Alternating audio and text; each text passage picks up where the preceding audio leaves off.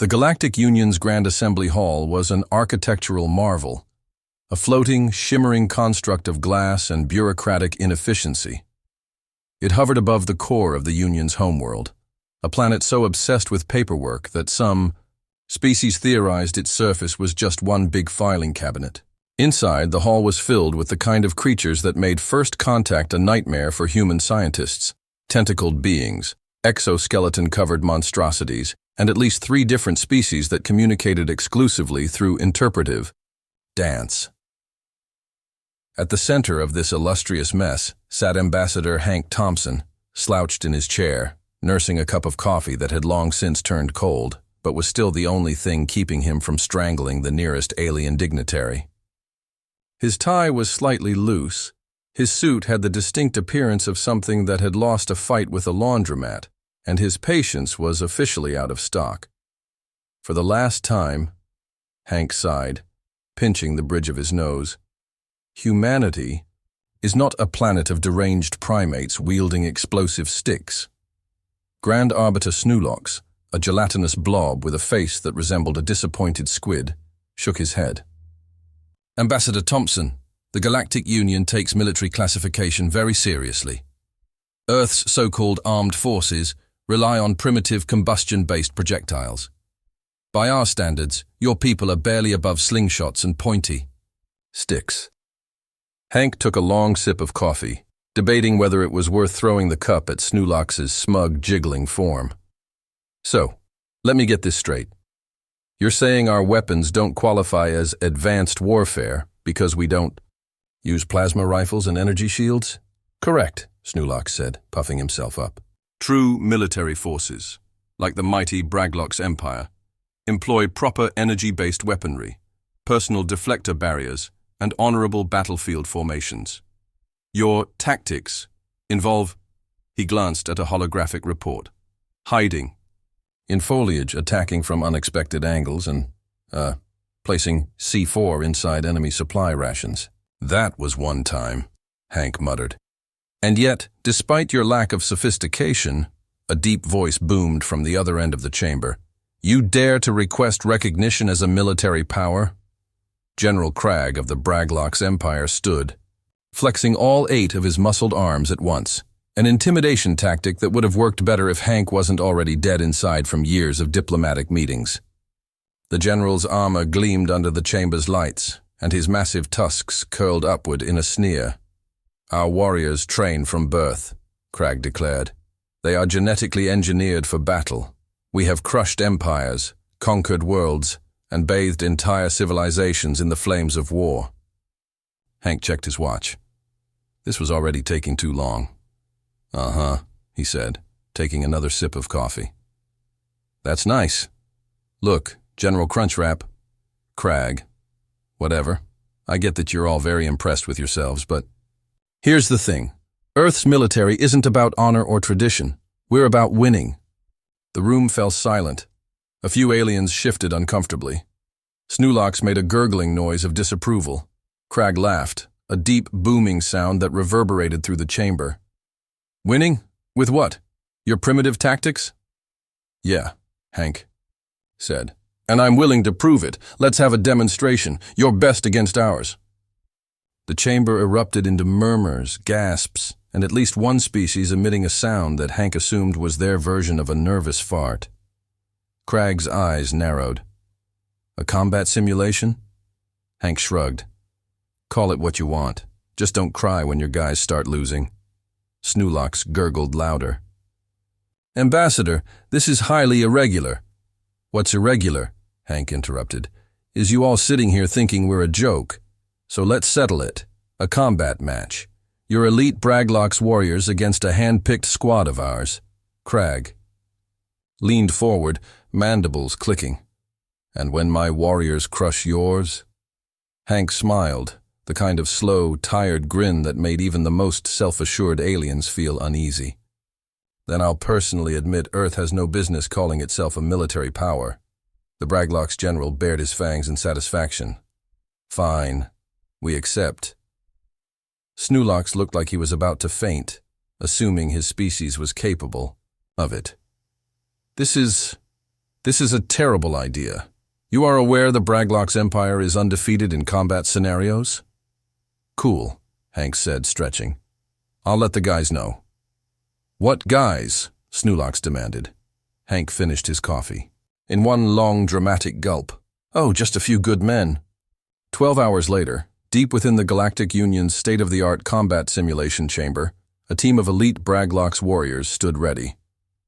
They were colossal beings, each one covered in thick armor, their energy weapons humming with power.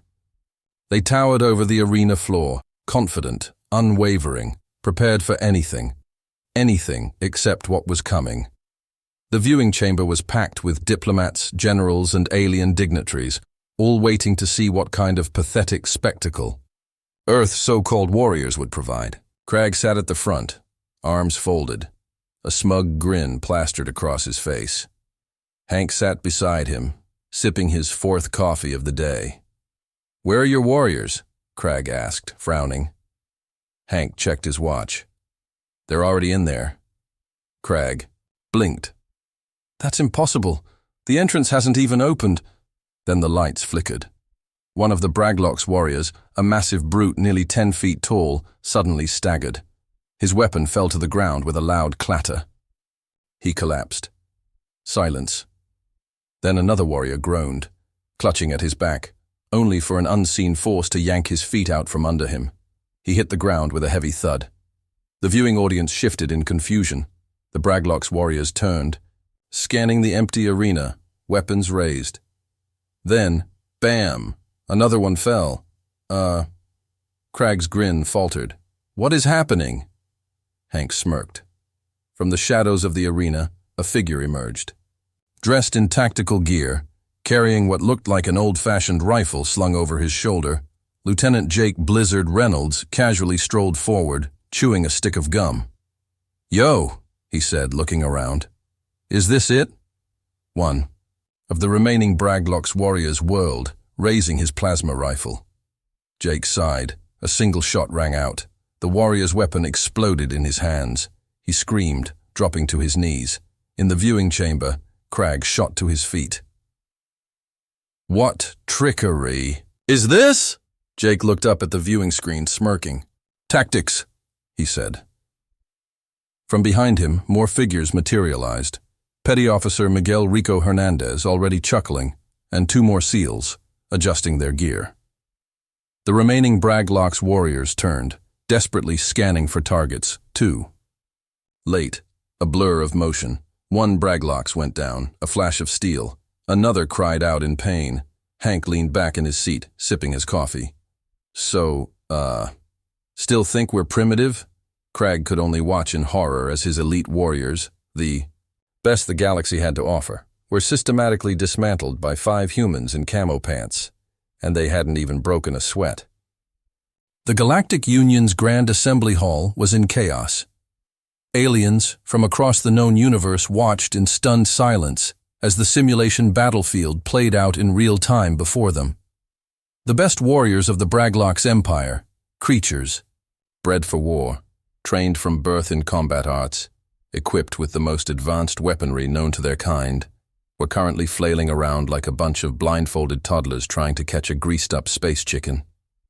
On the other side of the glass, the 5 humans moved like wraiths, unseen and unstoppable. They weren't just winning. They were rewriting the very concept of battle before the Galactic Union's horrified eyes. General Crag was now standing, his mandibles twitching erratically. His 8 muscular arms, previously folded in arrogance, now clutched at the edges of his chair in pure disbelief. What are they doing?" he demanded, his voice breaking slightly. Hank Thompson, still sipping his coffee as though this was nothing more than an afternoon news segment, casually glanced over at the monitor. "Winning." Crag's massive fists clenched. "They're not even engaging properly. Where is the honor? Where is the battlefield formation?" Hank snorted. "Oh, you sweet, dumb space teddy bear. You thought they were going to fight fair?" Back in the arena, things were escalating fast. One of the Braglock's warriors, a particularly massive specimen with armored plating on his shoulders, let out a roar and raised his plasma rifle, aiming at where he thought a human was hiding. Click. Nothing happened. The warrior glanced down in confusion. His rifle, once charged and ready to incinerate anything in its path, was now a useless lump of metal. He turned to his comrades, about to ask what in the name of all things warlike was happening, when he noticed something even worse. His teammates' weapons were gone. One Braglock stood empty-handed, looking around in sheer panic.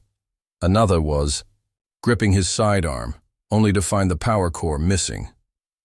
One particularly unfortunate soldier was now holding what used to be a plasma cannon, except now it was nothing more than a collection of disassembled parts neatly stacked at his feet. Then, the lights flickered again. Somewhere in the shadows a voice muttered, "God, I love this job." Before the Braglock's warriors could react, chaos erupted. Blizzard, Rico, and the rest of the SEALs launched their assault, not from the front, not from behind, but from everywhere at once. A swift kick sent one Braglock flying backward, his armor clanging against the floor like a dropped metal trash can. A blade flashed in the darkness, and another Braglock found himself suddenly relieved of his communications device. His attempts to call for backup reduced to frantic screaming. One warrior attempted to fight back, swinging a massive, clawed fist toward Rico. Rico ducked.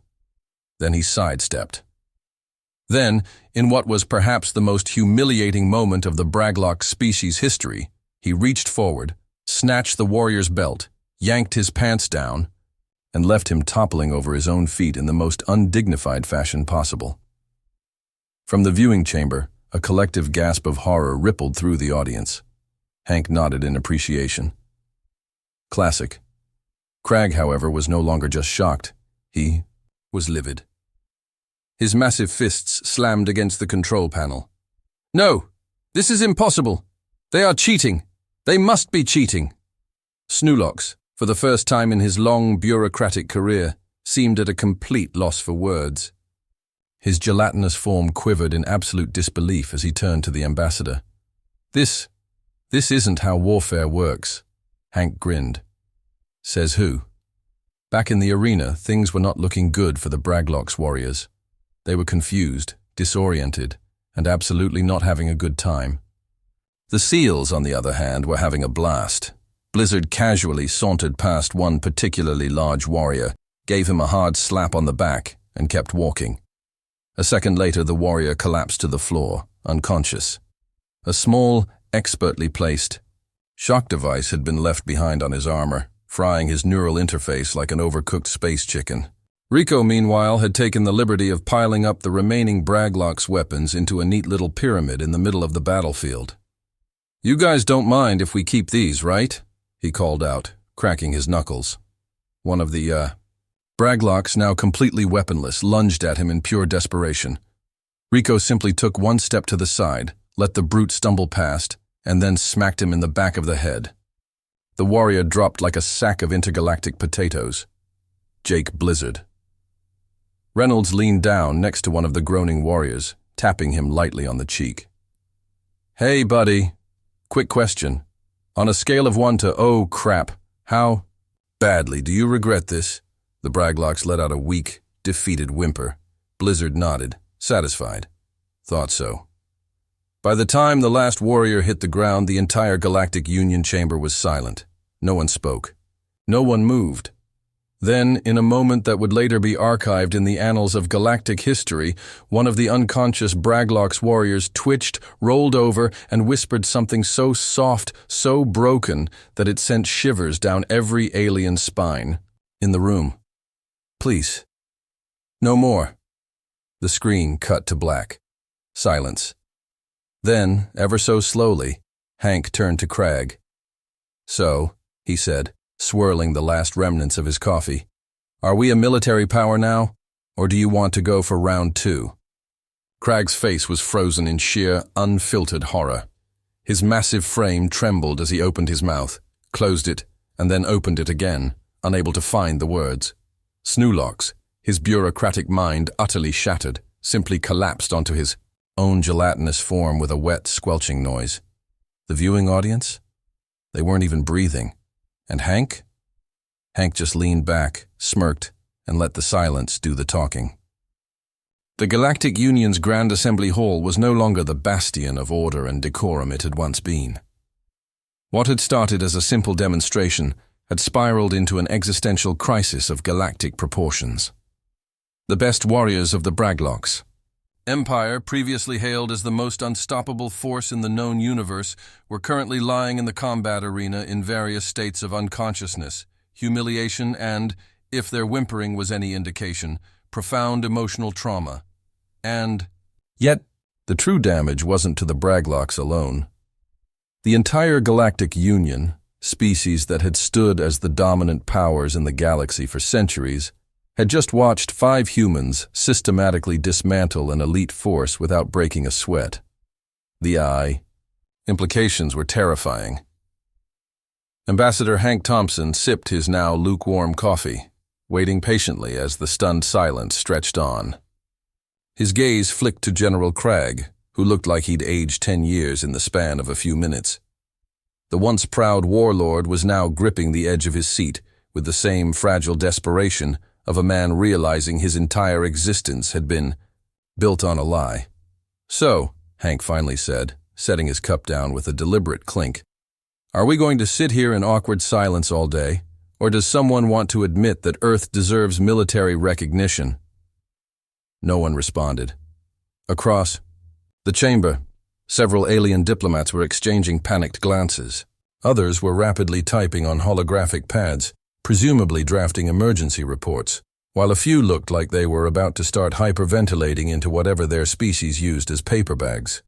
Snulox, the gelatinous bureaucrat who had spent years categorizing Earth as an irrelevant backwater, was slowly deflating into his chair. His bulbous eyes twitched as he stared at the aftermath on the screen.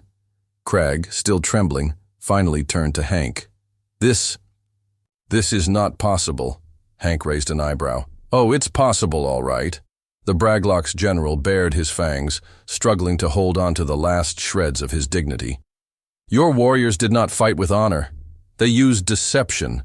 Ambush tactics. Psychological warfare." Hank nodded. "Yup. Pretty effective, huh?" Cragg slammed his fists against the table. "That is not how battle is meant to be fought. Combat is about discipline, strength, and the warrior's code." Hank smirked. "And here I was thinking combat was about winning." The general let out a guttural snarl, but the other alien delegates were no longer on his side. One particularly lanky creature from the Zelvok consortium cleared its throat, or whatever its species did to simulate discomfort.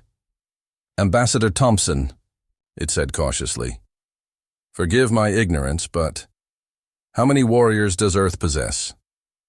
Hank tilted his head. "You mean like overall?" "Yes."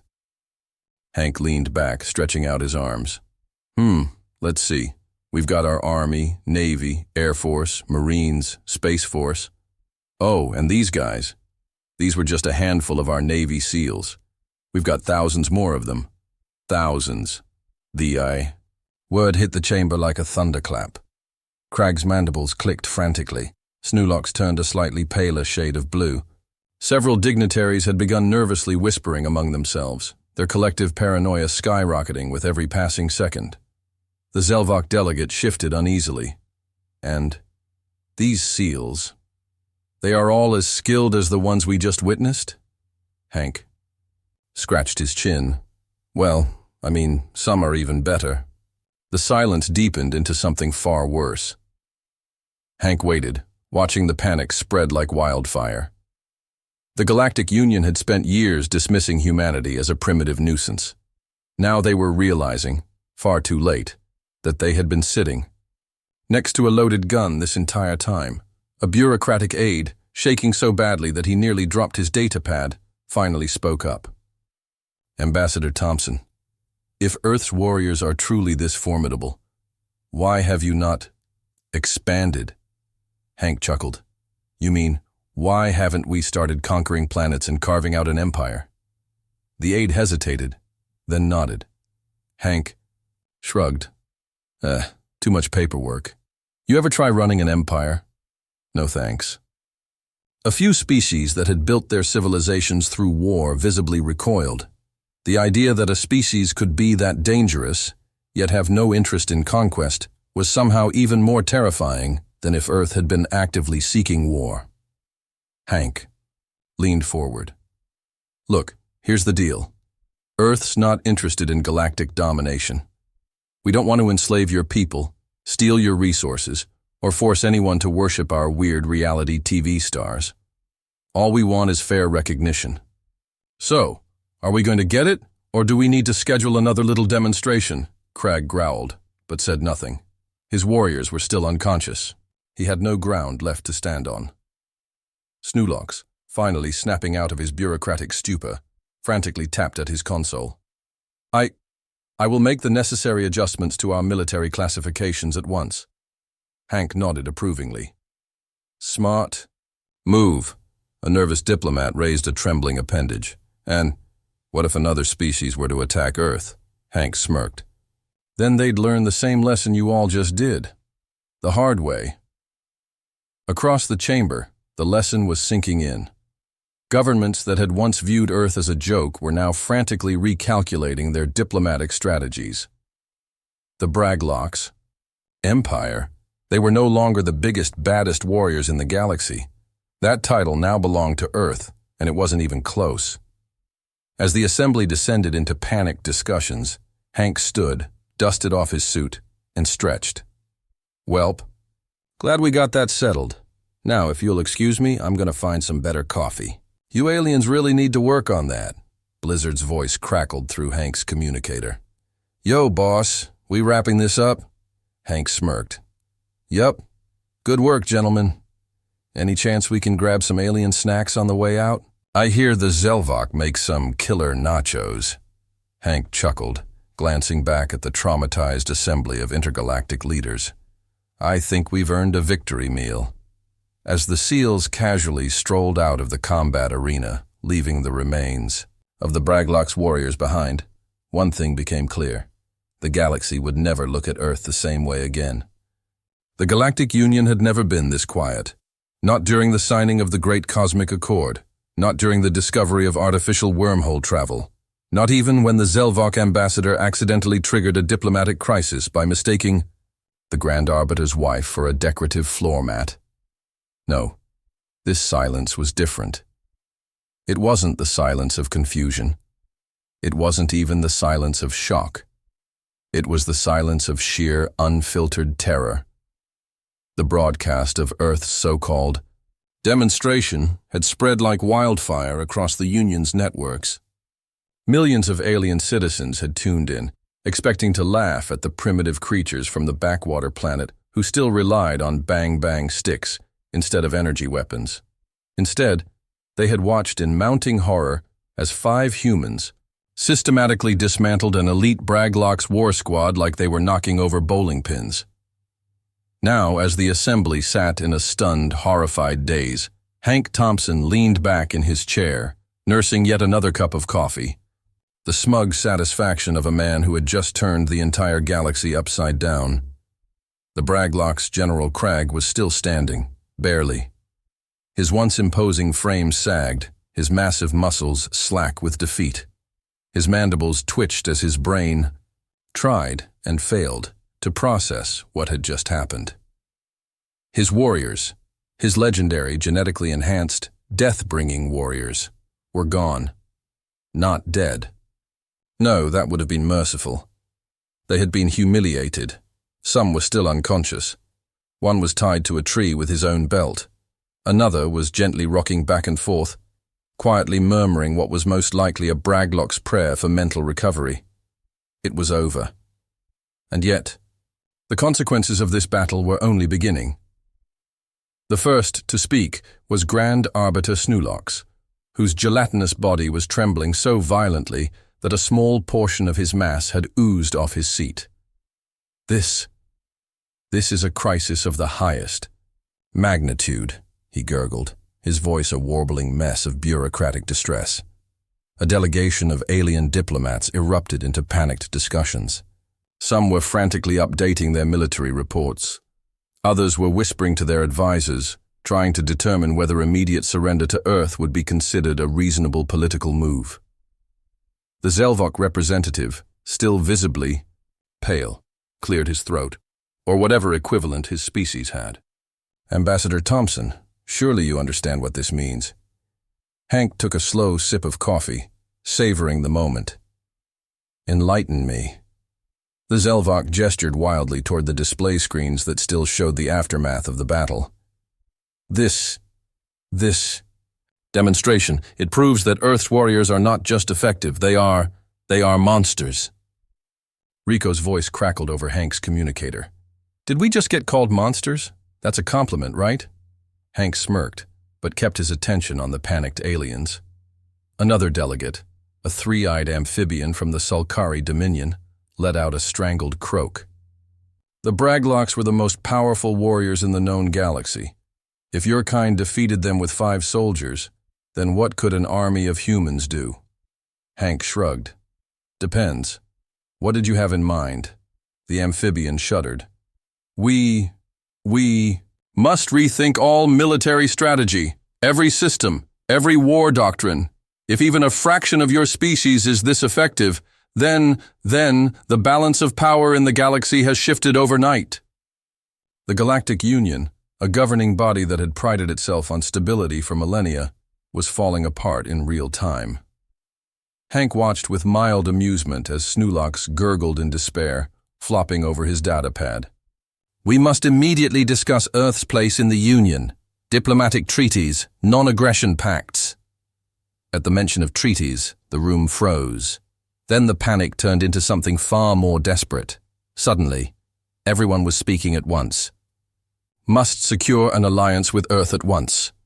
The Union cannot afford to be on hostile terms with a species that can do this. Earth is not our enemy. We must act quickly before someone else earns their favor." The tension had flipped entirely. Where once they had mocked Earth as a primitive backwater, they were now scrambling to make sure they weren't on the wrong side of humanity's newfound reputation. Crag, still trembling with barely contained rage, finally snapped. "This is madness. We are the warriors of the galaxy. We cannot live in fear of a species that does not even fight with honor." Hank sighed, rubbing his temple. "You keep saying that, big guy, but I gotta ask. How's that honor working out for you right now?" Crag let out a furious snarl, slamming his fists against the table. "This cannot be happening. We are the strongest. We are the strongest." Across the chamber, one of his still conscious warriors, nursing what looked like a broken ego more than anything else, quietly muttered, "We were the strongest." The correction was like a slap in the face. Crag turned, staring at his own soldier in stunned silence. Hank took the moment to lean forward. "You lost, and you lost because you assumed war is about who has the biggest muscles and the fanciest weapons. But you know what the real difference is." Crag said nothing. Hank smirked. "You fight to prove something. We fight to win." The words cut deeper than any blade. Crag, his entire identity shattered, slumped back into his seat, defeated. The rest of the chamber took that as their cue. The Sulcari delegate practically leaped to his feet. "Earth must be granted immediate." "Military recognition! I move for an official vote!" "I second it," Snulox sputtered, desperately typing away at his console. "Effective immediately!" A wave of voices followed, all tripping over themselves to agree. The vote was cast in record time. Within seconds, the holographic screen updated. Earth. Status. Updated to military superpower. Hank chuckled. "Well, that's that. Wasn't so. Hard, was it?" Snulox wiped away a stressed layer of gelatinous sweat. It is done. Earth is officially recognized. We will begin drafting the necessary treaties at once." Crag muttered something under his breath, his mandibles twitching in frustration. Hank turned to him. "Sorry, didn't catch that." Crag exhaled sharply, his pride shattered. "I said, you are worthy warriors." Hank grinned. "Damn right." As the assembly settled into a stunned, uneasy silence, Blizzard's voice came through the communicator again. "So, Does this mean we get to call ourselves Space Seals now? Rico chimed in. More importantly, do we get diplomatic immunity for, everything? Hank chuckled. One thing at a time, boys. He stood up, adjusting his tie. Well, this has been fun, but I've got places to be. You guys keep drafting your treaties, working through your existential crises, all that good stuff. Snulox blinked. And where are you going? Hank grinned, turning toward the exit. To find some decent coffee. This galactic superpower stuff's gonna be a long-term gig. As he strolled out of the Grand Assembly Hall, leaving behind a room full of panicked bureaucrats and devastated warriors, one thing was clear. The galaxy would never underestimate Earth again, and if they did, well, that was their problem.